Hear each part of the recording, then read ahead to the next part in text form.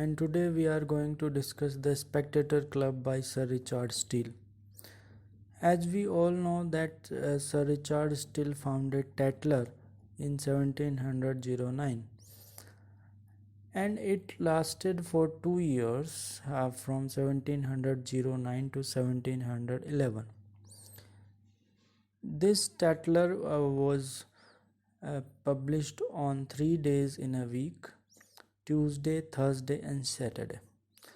And the subject matter of the journal Tatler was the discussion held in the coffee houses by the persons of elite class and the persons working in the court. So Spectator club जो है एक fictional club है और sir Richard Steele जो एक fictional club इसको बताते हैं और इसमें कई मेंबर्स हैं और जिसका डिस्कशन वो इस ऐसे में करते हैं. The first of our society is a gentleman of Worcestershire. पहला जो मेंबर है इस फिक्शनल क्लब का वो एक जेंटलमैन है जो कि वॉर्सेसशायर से बिलोंग करते हैं. वॉर्सेसशायर एक इंग्लैंड में एक जगह है ऑफ एन एंशियंट डेसेंट और उनकी जो फैमिली है वो काफ़ी उनकी जो रूट्स हैं वो बहुत ज़्यादा गहरी हैं और वो एंशियंट फैमिली से बिलोंग करते हैं. ए बैरोनेट हैं. As you all know baronet का मतलब होता है कि in England if you are a baronet you can add sir before your name. आप अपने नाम से पहले सर लगा सकते हैं. So his name Sir Roger de Coverley. उसका जो नेम है वो फर्स्ट मेंबर का नेम है सर रोजर डी कावर्ले. क्योंकि बैरोनेट है इसलिए वो सर लगा सकते हैं, इसलिए Sir Roger de Coverley. His great grandfather was inventor of that famous country dance which is called after him.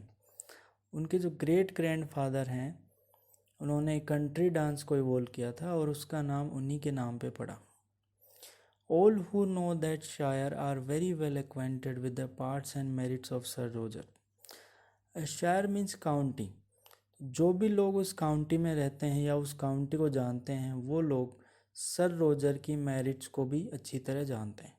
यानी कि जो भी लोग उस काउंटी से बिलोंग करते हैं वो उस काउंटी में जो रहने वाले सर रोजर हैं, सर रोजर डी कावर्ले हैं, उनसे बहुत अच्छी तरह परिचित है. He is a gentleman that is very singular in his behaviour. उनका जो बिहेवियर है वो बड़ा पिक्यूलियर है, थोड़ा क्यूरियस है. But his singularities proceed from his good sense. लेकिन उनकी जो सिंगुलैरिटीज़ है, ये जो अलग जो चीज़ है वो उनके गुड सेंस, उनका जो अच्छा बिहेवियर है उससे निकल कर के आती है. And are contradictions to the manners of the world. और उनका जो व्यवहार है उनके जो सिद्धांत हैं वो बाकी जो वर्ल्ड है, एक्सटर्नल वर्ल्ड है, उसके जो तौर तरीके हैं, वर्ल्ड के जो लोग हैं उनके जो तौर तरीके हैं उनसे एकदम अलग है. And are only as he thinks the world is in the wrong. और उनका ये भी सोचना है कि वर्ल्ड जो है उनके मैनर्स जो हैं वो बहुत ही अलग हैं और गलत हैं उनके तौर तरीक़ों से. However this humour creates him no enemies. लेकिन बाहर के जो लोग हैं उनके जो सिद्धांत हैं उनसे वो इत्तेफाक नहीं रखते हैं, लेकिन फिर भी उनका कोई दुश्मन नहीं है, कोई एनिमी नहीं है. For he does nothing with sourness और ऑब्स्टिनेंसी. क्योंकि वो कोई भी जो काम करते हैं वो उससे उनके रिलेशन में कभी भी सॉरनेस नहीं आती है, इस रिलेशंस खिंचते नहीं हैं, और ऑब्स्टिनेसी, और वो अपनी बात पे जिद नहीं करते हैं. They never are obstinate. वो कभी भी किसी चीज़ पर जिद नहीं करते हैं. And his being unconfined to the modes and forms makes him but the readier and more capable to please and oblige all who know him. वो किसी भी एक मोड या फॉर्म पर कन्फाइंड नहीं रहते हैं, वो अनकन्फाइंड हैं. और ये उसका कारण है कि क्योंकि वो ऑब्स्टिनेट नहीं है, किसी बात पर जिद नहीं करते हैं. और यही क्वालिटी है जो उनको लोगों को प्लीज़ करने में जो है हेल्प करती है. एंड लोग उनको ऑब्लाइज करते हैं, जो भी लोग उनको जानते हैं वो उनको ऑब्लाइज करते हैं. When he is in town he lives in Soho Square. जब वो टाउन में रहते हैं तो सोहो स्क्वायर में रहते हैं. It is said he keeps himself a bachelor by reason he was crossed in love by a perverse beautiful widow of the next county to him. ऐसा भी कहा जाता है कि उन्होंने अपने आप को बैचलर इसलिए रखा हुआ, he has not married because there is a reason, और वो रीज़न ये है कि he was betrayed in love by a beautiful widow who lives in the next county to him. उनकी जो काउंटी है, उनके जो उस काउंटी से जो नेक्स्ट वाली काउंटी है उसमें वो ब्यूटीफुल विडो जो है वो रहती थी, और because he was betrayed so he has decided to become a bachelor in his life. Before this disappointment, Sir Roger was what you call a fine gentleman. और इससे पहले वो बिट्रेल के पहले सर रोजर जो है वो बहुत ज़्यादा एक जेंटलमैन थे, बहुत अच्छे व्यक्ति थे. had often supped with my lord Rochester and Sir George Etheridge. There are two famous writers, two famous playwright, Lord Rochester and Sir Roger Etherege. उनके साथ भी वो सपर किया करते थे. fought a duel upon his first coming to town. और town में आकर के उन्होंने डिबेट भी की. And kicked bully Dawson in a public coffee house. और डॉसन को पब्लिक कॉफ़ी हाउस में उन्होंने रिप्रोच भी किया क्योंकि उन्होंने उसको यंगस्टर बोल दिया था. But being ill used by the above mentioned widow he was very serious for a year and a half. लेकिन ऐसा बिट्रेल होने के बाद वो बड़े सीरियस रहे. And one and a half year के लिए वो he became very serious and he was depressed. And though his temper being naturally jovial, however his natural temperament was of joy, or he was very jovial. He at last got over it. He controlled it and he grew careless of himself and never dressed afterwards. And he became very careless, and he got over the depression or the frustration that was due to the betrayal of that beautiful widow.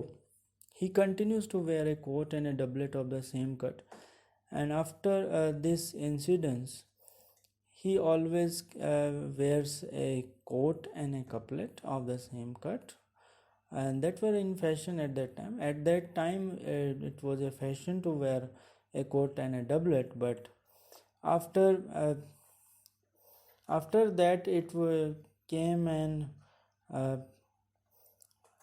go out in the fashion for 12 times. And it is said Sir Roger grew humble in his desires after he had forgot his cruel beauty. ऐसा भी कहा जाता है कि sir Roger जो है उसके बाद में काफ़ी हम्बल हो गए, बिकॉज उन्होंने क्रूल ब्यूटी को भूलने के बाद में वो काफ़ी हम्बल हो गए. And in so much that it is reported he is frequently offended with beggars and gypsies. और ऐसा भी कहा जाता है कि वो बेगर्स और जिप्सीज के साथ उन्होंने ऑफेंड किया, मिसबिहेव किया. But this is looked upon by his friends rather as a matter of raillery than truth. But it is a matter of teasing rather than having some truth. So ऐसा कोई truth इसके अंदर नहीं है, but उनके जो friends हैं वो मजाक उड़ाने के लिए या उसको टीज़ करने के लिए ऐसा बोलते हैं that he has offended with the beggars and gypsies, but there is less truth in it. He is now in his 56th year. Sir Roger de Coverley is in his 56th year, and he is very cheerful, he is very happy, gay and hearty. He is keeps a good house both in town and country. He has two houses, and one house is situated in town and the other is situated in a country. A great lover of mankind. He is a very he's a great lover of mankind as he's altruist, and but there is such a mirthful cast in his behavior. But his behavior has a very sense of humor, or we can say he's very mirthful. He always becomes happy that he's rather beloved than esteemed. So rather than esteeming him, people love him. So esteem सम्मान तो है ही, लेकिन लोग उनको सम्मान की बजाय love ज़्यादा करते हैं क्योंकि उनका व्यवहार मर्थफुल है. His tenants grow rich, his servants look satisfied. उनके जो टेनेंट्स हैं, जो जिनको उन्होंने लैंड जो है रेंट पे दे रखा है, वो काफ़ी रिच हो चुके हैं. उनके सर्वेंट्स जो है वो काफ़ी सेटिस्फाइड हैं due to his behaviour. All the young women profess love to him. all the young women want to profess love to him, and the young men are glad of his company. और जो young man है वो उनकी company को पसंद करते हैं, उनके साथ रहना पसंद करते हैं. When he comes into a house, he calls the servants by their names. When he comes to the house, he does not call them uh, by their work, but by their names, and talks all the way upstairs to a visit, or whenever he visits some place, he always talks to the servants, and this is a very big thing. I must not omit that Sir Roger is a justice of the quorum, and the Steele also says that I should also mention that Sir Roger is a justice of the quorum. He is expert in justice or law.